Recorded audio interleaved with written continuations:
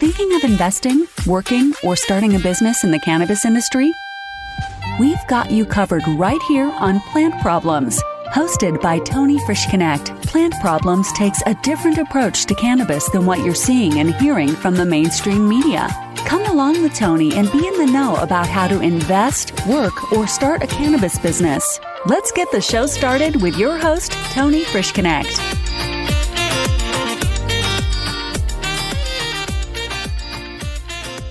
Hey everybody, this is Tony Frischknecht with Plant Problems.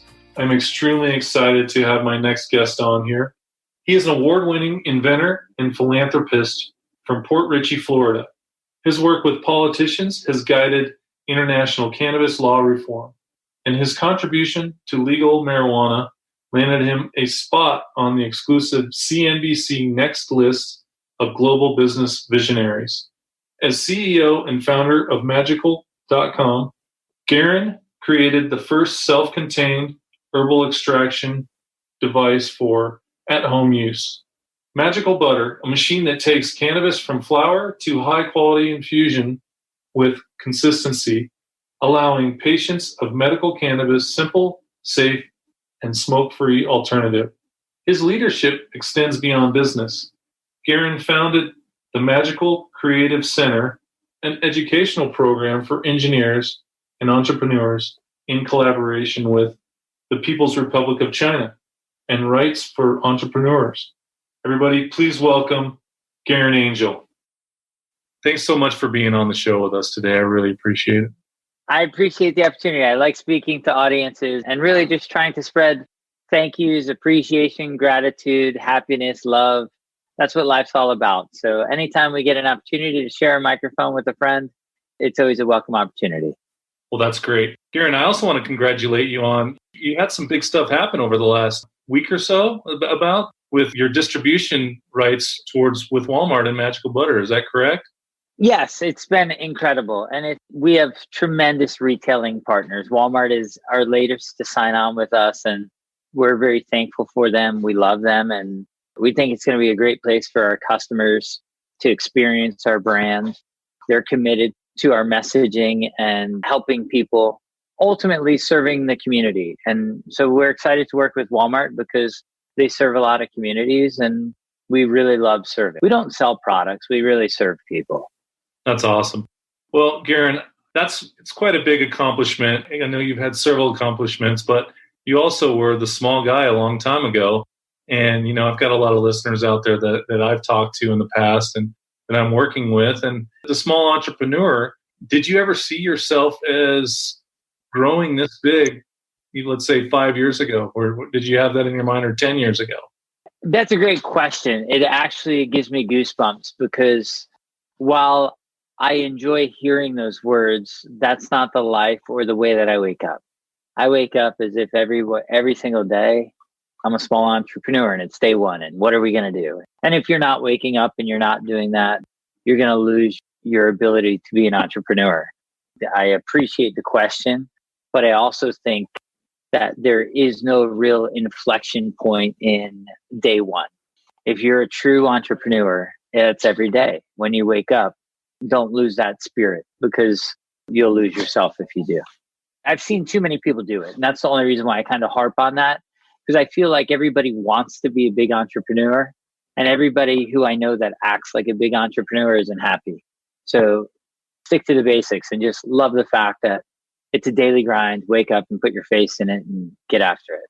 Yeah, so staying grounded, it's got to be challenging, right? I mean, there's a lot of different things that challenge you, I'm sure, on a monthly, weekly basis where it's like I got to keep my head into what my passion's about. The beauty of ground, right? Is it's energy. And if you're positive, it's easy to find a neutral, right? And that's ground. Let's just talk about energy. And doesn't matter what you have. Are you willing to go camp out with your friends and sleep in a tent and enjoy sitting around the fire? Or are you happy? Like I'm sitting at my desk right now and I'm riding a bicycle. And you might see the movement, you might not on the podcast, but it's constant motion and keeping things in flow. And that's your positive. You're creating energy, right? I'm sitting here and I'm pedaling as I'm talking to you because I'm creating energy. Now the energy is lost in the wheel and it doesn't have a lot of output. But I just feel in life as an entrepreneur, as a person, as somebody who wants to give to the world, always put positives out there and put that energy in there, connect to neutrals. Like the bike right now is my neutral, right? I'm putting good energy into the world. It's not an output, but it's still creating something. And that's, if you have new listeners and these are people who are really people who want to be entrepreneurs, it's about pedaling a bike and not worrying about anything other than the neutrals. Take the negatives out of your life. So I guess that was a long way to get to the point, but it's really important that they understand the motion. Well, I like that you said creating that motion, that momentum. I mean, there's a lot of people that when roadblocks come in, throws them off their center and where they're headed. And I find that's, to the new entrepreneur, that's tough, right? They get hit in the face and they kind of don't know how to go. It's a choice. It's not tough.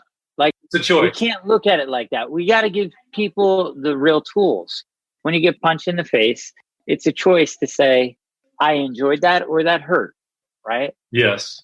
When you get punched in the face, really, if you're going to be a winning entrepreneur and have the right mindset, you say, I kind of like that, right? Like, and you spit the blood out of your mouth. And it's, being an entrepreneur is kind of that Fight Club moment. There's a lot of days you're going to get punched in the face. And if you can't spit the blood out and say, I liked it, well, you're not going to come back for more. And you're going to quit and you're not going to make your goals and aspirations. You're not going to connect the positives and neutrals.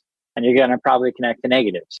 So what I really want to do is inspire people to spit the blood out and say, give me more, baby. I'm learning. I'm stronger now. I'm not going to let that one get me next time. I know how to dodge and weave. That's life. Like, that's what we have to inspire people to do. Yeah, I think that's, from my experience, it's probably one of the hardest things to teach somebody is just to keep getting up and taking the charge and heading forward, making sense like I'm doing the right thing, right, as you're doing that. They need mentors. Like it's not natural instinct to get punched in the face, spit the blood out and get up and say, give me another, right? Like that's just not the natural instinct. We avoid pain.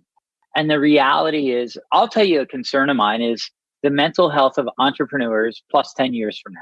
I know you have a new podcast, but the reason why I like doing things like this is because it's a great spot to mark history. I'm telling you that plus 10 years from now, there's going to be a massive amount of mental health issues with entrepreneurs. And the reason for it is very much a fake it till you make it society, right? Like you're out there, that's marketing. You're going out there, you're pumping that buzz out. You're doing everything you have to do. But if you're not mature in your mindset, if you don't have the experience, if you haven't been punched in the face enough times and spit the blood out, at some point in time that wears on you. Like fortunately, in my experience, I was a money manager, right? Like, and when you watch the market on a daily basis, you get punched in the face, let's say 2 out of 3 days a week. So that's when you're winning, right? You got to win 3 out of 5 days in the market. It's kind of like a weatherman. So I had tremendous experience in wins and losses through the years. And that gave me a lot of strength and experience and know-how and confidence. But I do have a real concern that a lot of people take on entrepreneurship because it's the hip and cool thing. And maybe they're not tuned in as much with the experience side. And it's going to hurt them when they fail. Like a lot of entrepreneurship is being able to have the right partners that when you get punched in the face, bringing everybody together and saying, let's have a strategy session and figure how we pivot. And that discussion isn't happening enough. It's only everybody sharing all their success stories. There's lots of times where we do, if we're not failing, if we just did a big thing this week in the office about failing. If you're not failing daily, I'm mad at you, right? Like I am mad at you as your teammate if you're not failing daily. That means you're not trying to improve. It's so hard because our society doesn't really teach that, right? It doesn't show that, like when you talk about mentors and stuff, these are the people that you learn from as well as I do. And when you get around them, all of them have been punched in the face, right? Several hundred times. And it's a matter of seeing that and taking that in and going, you know what? This is a part of the process. I'm learning, I'm failing, but I'm failing forward as I move forward to the next step and to the next step. Absolutely. And it is a step. That's the thing, is that people look at failure as an ultimatum. Failure is a step. Life is really long, man. Don't worry about the trips along the way. Enjoy them. Like I have silliness, and this isn't even relevant, but it's funny, right? Like today it's cold in Florida. You see him wearing a jacket. It's not cold. I don't know where you're at, but I'm in Colorado. Yeah. so nobody thinks it's really cold. Any of your listeners are looking at me like this guy's crazy. But we're walking in. I was in a great meeting today, right? Amazing people. And I was willing to punch myself in the face walking in, right? Everybody else is in short sleeves and they're all making comments about me wearing a jacket. And I'm like, guys, I had a scarf on until I walked to the front door, but I realized it was ridiculous, right? But that's the key to being that successful entrepreneur. It's not just being able to take a punch in the face, but at the opportune moments, punching yourself in the face, right? Because now everyone's laughing and now we've built a bridge. Yeah. And as much as it is to have a great idea and everything else, the only thing there is in life to being an entrepreneur is serving a community. If you are not able to serve a community, your business is going to be short-lived or you're simply a commodity. And that's a boring business. That's not something that you really want to wake up and do every day. If you're just a commodity in life, I don't know. It's not inspiring to me. So I wanted to go back to the mentorship because I really have a strong feeling for that as well. And, I get a lot of people say, well, where do I find my mentors? How, it's a process too, right? And so curious to know about how you've come across your mentors and how that process worked for you. So my last name's Angel. Maybe I'm insanely blessed and lucky. I'm going to start with that because my mentors have been some of the most electric business people in the world. I've learned from amazing people. George Steinbrenner taught me a lot. He was probably one of my father, my stepfather. My uncle is the best-selling author. I've had incredible people in my life. My mom. Right? You want to go to my best mentor? I appreciate this kind. Like my best mentor is my children. But I don't have a better mentor. Like there's no better mentor in your life than your children because it's an unbiased, ruthless, truthful answer. Dad, you're going bald. Well, you know what? Okay. Maybe I am. It's those shameless things that like kids are just willing to say to you. And it's great because it allows you to develop your emotional intelligence on how to handle those situations. But at the same token, they're giving you so much emotional intelligence on truth. So like, that's what mentorship is, right? Like it's the ability for you to evaluate and expand your own emotional intelligence for how you handle difficult situations, right? Yes, exactly. With absolute truth hitting you between the eyes. And that's when you have a good mentor. And that's why I say my kids are my best mentor. That's awesome. Well, how many kids do you have? I have 2 and the cutest damn puppy you've ever seen. So, and I would definitely not call my wife a kid, but she would probably call me one. So, and I'm okay with that. I'll own that. I'm not trying to grow up. That's awesome. So the psilocybin, how stuff has been really moving, especially here in Colorado. There's been a lot over the last 6 months.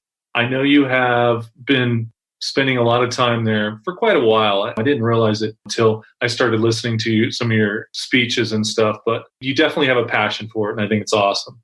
I've spoken to a few of the counselors out there, people that are helping people through this mental process of taking microdoses and stuff like that. So how did you divert from, we'll say, the cannabis extraction side over to the psychedelics? What brought you towards that? What was your passion built in that realm?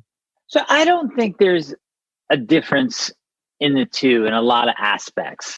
These are just plant-derived compounds. I'm a public health advocate at the core. Like they're molecules. Let's get simple. Yeah. And I think that there's a lot of plant-derived compounds that are beneficial molecules that could serve public health very well and reduce the cost of healthcare.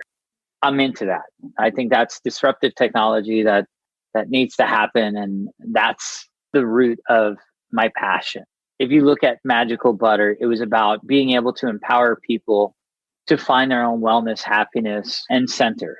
Right? Then psychedelics are interesting. I think that there's a lot that can be done for most minds. The interesting thing about psychedelics that's much different than cannabis, like cannabis is really used daily by a lot of people. Right? And if it's not daily, it's 3 times a week or twice a week. Alcohol is used daily, right? Like, and if it's not daily, it's twice a week, it's 3 times a week. Those are similar in construct. Now, mushrooms have been around just as long as cannabis and as long as alcohol for a lot of the purposes of relaxation. The interesting thing is people don't abuse mushrooms. Yeah, you're right. Right? Like it's a self-regulating molecule. And I'm not going to say people don't abuse cannabis. They do. There's a lot of people who abuse cannabis. And that the dab guys, the guys that do all the dabbing, stuff like that. Right? I'm not saying it's a dabbing. Like there's a lot of people who enjoy the difference of some of these psychedelic compounds. Yeah. And cannabis is kind of like the most easy to handle in all workspaces. And so I think that it's used a lot more than like alcohol. You smell, your words are fumbly, like your mind's not all there. Cannabis really doesn't have that same effect. The difference is mushrooms, or psychedelics for that matter, let's go MDMA, let's go LSD, ketamine, wherever we want to look at, it's really flooding your body with serotonin. Like CBD does our body with anandamide. It's just, these are molecules that make us feel good and endogenous compounds that make us feel good. And if we're regulating that, this is actually pretty weird because I was with a tremendously wonderful, powerful human being just recently within the last 24 hours. And I did not expect this conversation to come up. And he's a friend and a follower online and really wanted to dive into it. And his attitude and response to it was much different than I expected. So that's what tells me that this conversation is in bounds now. And it's in bounds because opiates and OxyContin and Percocets and all of that is out of bounds. Things are shifting, right? Yeah. It's like the difference is like those are addictive. If you do heroin, like we all know that people who do heroin have a tendency to want to do more heroin. If you do mushrooms and you do too much mushrooms, you don't want to see mushrooms again for a long time. Yeah, no, you're right. So right. I like that self-regulatory process. And I think that's why we're going to see these compounds adopted, just like with cannabis, right? It has almost no overdose profile. So when you look at those types of characteristics, it seems like they shouldn't be regulated like they are.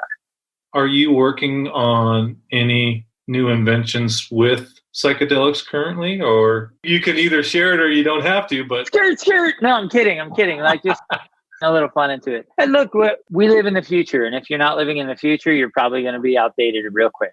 And if I told you that we didn't have an interest in pursuing, we own the word magical around the world. Like it wouldn't make sense for us not to have one eye on that prize. How fast is regulation going to occur? What are the opportunities? We can dive into some of that. Actually, maybe some of your audience members want to understand the opportunities in psychedelics. And let's cover that for that. So the way I see it is there's multiple ways to make money with psychedelics as this becomes a medicine, a treatment option, whatever. So you can grow the API, right? So for the pharmaceutical ingredient, you could be the standard of care for some of these clinical trials. I think there's a great business model around that. Growing cannabis or growing psilocybin specifically or mushrooms at home, I think is probably a lot more likely than growing cannabis at home. It's got a shorter time frame. It doesn't require quite as advanced equipment. So that's an interesting area. And the third area that I find pretty interesting in the investing in psychedelics aspect would be in the retreats. You're starting to see retreats approved for either an ayahuasca guided journey for PTSD or depression, some of those types of mental health issues. I think retreats are a real business model.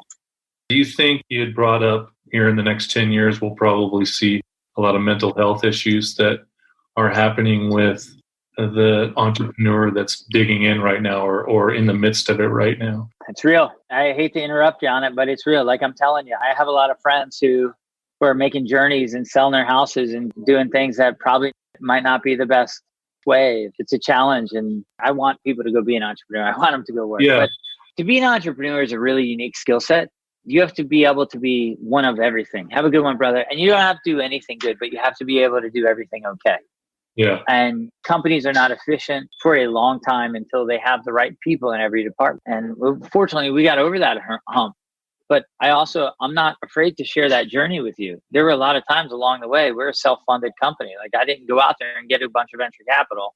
I put on my family to say, this is what we're doing and we're going to fund this and make it work. So funding challenges are a big part of it. I mean, I know you've probably been through several of these, but just at the end of the week, you're like, I have 2 weeks worth of payroll. I got to figure out how to pay that. And I've also got to do 10 other things in front of that.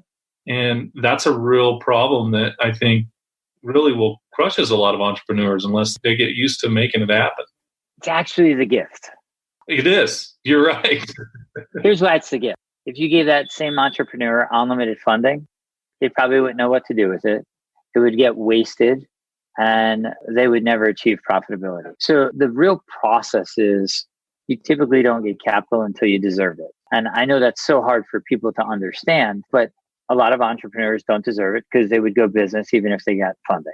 No, you're right. And that's the mental health issue that I see oncoming. I don't want to manifest that. Like I also want to prevent it, right? Like if we don't discuss it, we're not doing our job to prevent it. And as I say over and over again, my job is to serve a community. And the community I want to serve, I want to inspire people to go out there and achieve their dreams. But I want them to be emotionally intelligent enough to understand the struggles that they're going to take on. Yeah, and so many times to deal with a lot of those mental stresses, compensating with alcohol, drugs, anything to try to work through that issue. And that's the challenge to the cannabis industry, right? Is that there's a lot of people who are in constant use. My wife just texted me, I hope you're having a great day. So I know that's not relevant. No, that's okay. That's okay. That was the ding. Awesome. In case anyone heard that on the podcast. The ding was just a little bit of family love. So yeah, so let's go into the important thing, right? How do you prevent it? Not how do you succumb to it? How do you prevent that mental health issue as an entrepreneur?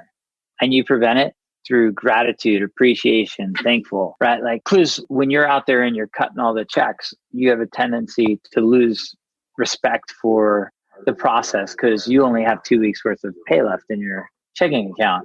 Mm-hmm. So when you're cutting that check, you want that person you're cutting that check to feel as important about that money as you do. That tension doesn't reflect good energy. No, and that's how you fail. Like my job on these things is to dial in and help people. That's ultimately what I'm trying to reflect with that. That's great. Yeah, I agree with you. I think, especially when you're cutting those checks, it's sometimes mentally you're not valuing the work that those people are putting in for you. You know it's important to get them paid. Gratitude, appreciation, right? Like that actually is what determines the level output and love that they put into their work, which is what you're going to receive back, which is what's going to get you out of your 2-week pay cycle. It's a weird dynamic, but I'll also say this. When you're giving that check to someone, make sure it's the right person. Because like as a startup entrepreneur, you don't have that money to waste. Typically, you're not going to get funded until you deserve it. And the only way you deserve it is because you were able to effectively navigate the markets on your own skin. I'm sure you've learned this from lots of experience, but picking the right person can also be a challenge as a new entrepreneur, right? And a lot of times I know people fall into friends. They have friends come work with them and they have family come work with them. And it's because it's easy, right? But how do you break yourself of doing that, especially as a new entrepreneur, and try to avoid the mistakes that happen right in the beginning or the first year to 2 years? So a few things. I think that having 1 or 2 family members involved in your business as an entrepreneur is absolutely paramount and key. I would advise that. I would encourage that. They're your greatest friend. They also, when that check is getting cut and they understand that it's your money backing it, they will be the ones that care about that check the same way you do.